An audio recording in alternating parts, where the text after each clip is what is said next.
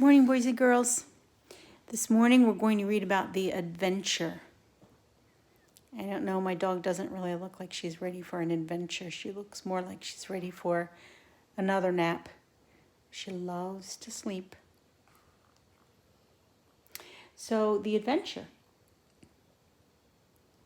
You are in training like a great explorer preparing for the biggest adventure of your life. Trust me to be your guide. I designed this adventure you're living. It is different from everyone else's. You didn't choose it, but it's the way I planned for you. You won't always understand the things I'm doing. That's why I say, trust me.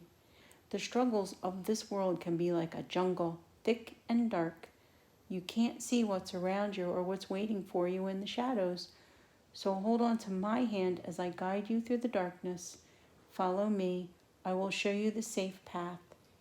Although you cannot see me, you can trust that I am with you, taking care of you.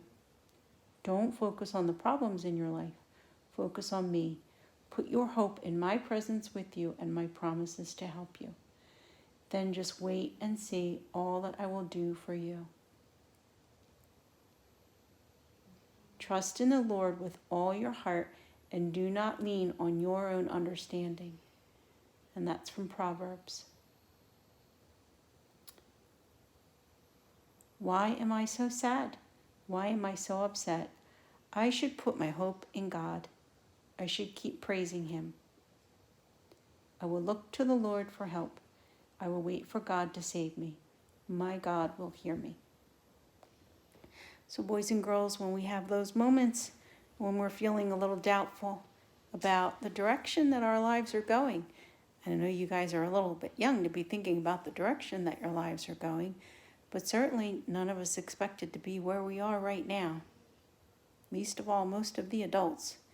So what we have to do is just say that we know that God will make everything okay. Not when we're ready for it.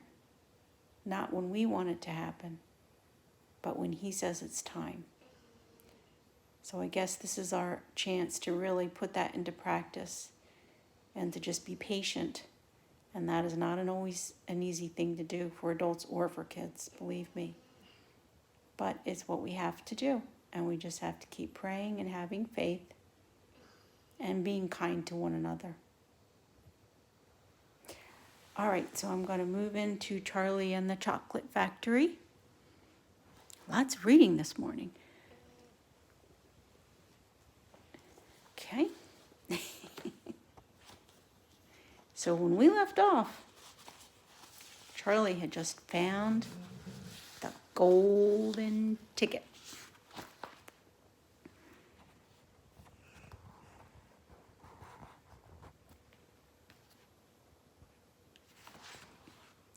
What it said on the golden ticket. Charlie broke through the front door shouting, "Mother, Mother, Mother!" Mrs. Bucket was in the old grandparents' room serving them their evening soup. "Mother!" yelled Charlie, rushing in on them like a hurricane. "I've got it, Mother. Look, the last golden ticket. It's mine. I found some money in the street and I bought 2 candy bars, and the second one had the golden ticket, and there were crowds of people all around me wanting to see it, and the shopkeeper rescued me, and I ran all the way home, and here I am. It's the 5th golden ticket, Mother, and I found it." Mrs. Bucket simply stood and stared while the 4 old grandparents who were sitting up in bed balancing bowls of soup on their laps dropped their spoons with a clatter and froze against their pillows. For about 10 seconds there was absolute silence in the room. Nobody dared to speak or move. It was a magic moment. And then very softly Grandpa Joe said, "You're pulling our leg, aren't you, Charlie? You're having a little joke?" "I am not," cried Charlie, rushing up to the bed and holding out the large and beautiful golden ticket for him to see. Grandpa Joe leaned forward and took a close look, his face almost touching the ticket, and the others watched him, waiting for the verdict.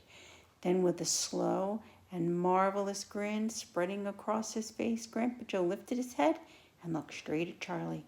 The color was rushing to his cheeks. His eyes were wide open, shining with joy, and at the center of each eye, a little spark of wild excitement was slowly dancing. The old man took a deep breath, and with no warning whatsoever, An explosion seemed to take place inside of him. "Yippee!" he shouted.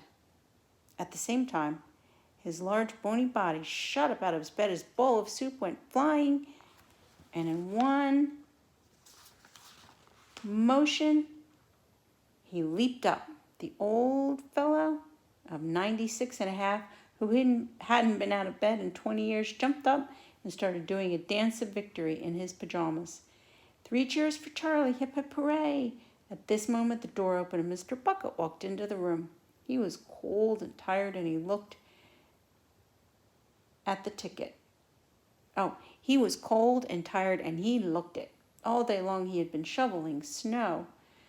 "What's going on in here?" It didn't take them long to tell him what happened. "I don't believe it. It's not possible." "Show him the ticket, Charlie," said Grandpa Joe, who was still dancing around the floor. "Show your father the 5th and last golden ticket in the world." "Let me see it, Charlie," said Mr. Bucket. Charlie came forward with the document. It was a very beautiful thing, the golden ticket having been made from a sheet of pure gold, hammered almost to the thinness of paper. On one side was the invitation from Mr. Wonka. Read it and see what it says. "Greetings to you, the lucky finder of this golden ticket, from me, Willy Wonka.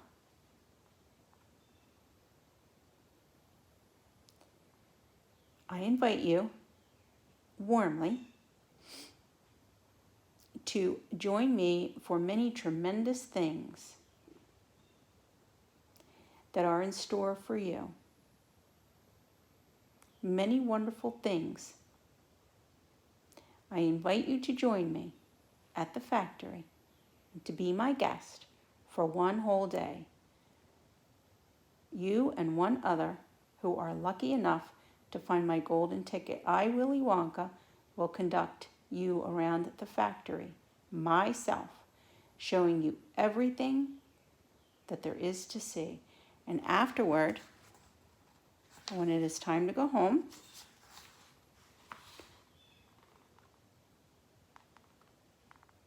you will be escorted with a procession of large trucks. These trucks will be loaded with enough delicious eatables to last you your entire life.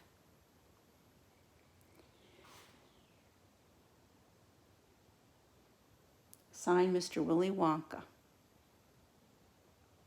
And the date on the ticket said February 1st. "The first day of February," cried Mrs. Bucket. "But that's tomorrow. Today is the last day of January." Mr. Bucket said, "I think you're right." "You're just in time," said Grandpa Joe. "Not a moment to lose. You must make preparations. Wash your face, comb your hair, scrub your hands, brush your teeth, blow your nose, cut your nails, polish your shoes, iron your shirt, and for heaven's sake, get that mud off your pants. You must get ready, my boy, for the biggest day of your life." "Now don't over-exercise yourself, Grandpa," said Mrs. Bucket, "and don't fluster poor Charlie. We must all try to stay calm. The first thing that we have to decide is who is going with Charlie. The invitation said it would be him and one other." "I'll take him," said Grandpa Joe. "I'll look after him. Leave it to me." Mrs. Bucket smiled at the old man. "Are you sure? How about you, dear?" she said to Mr. Bucket. "Don't you think that you ought to go?" "Well, I'm not so sure that I should." "But you must." "There's no must about it, my dear," said Mr. Bucket. "Mind you, I'd love to go, but I believe that the person who deserves to go is Grandpa Joe, provided he's well enough." "Yippee!" shouted Grandpa Joe, seizing Charlie by the arm. "He certainly seems well enough," said Mrs. Bucket. "Perhaps you're right. Perhaps Grandpa Joe should be the one to go. I certainly can't go myself and leave everyone here in bed for a whole day." "Hallelujah," said Grandpa Joe. At that point there came a loud knock at the front door. Mr. Bucket went to open it, and at that moment swarms of newspaper people and photographers were pouring into the house. They had tracked down the finder of the 5th golden ticket, and they all wanted to get the full story on the front page of the morning papers. For several hours there was complete pandemonium in the little house, and it must have been nearly midnight before Mr. Bucket was able to get rid of them so that Charlie could go to bed. In chapter 13, the big day arrives. So I guess we'll read about that tomorrow.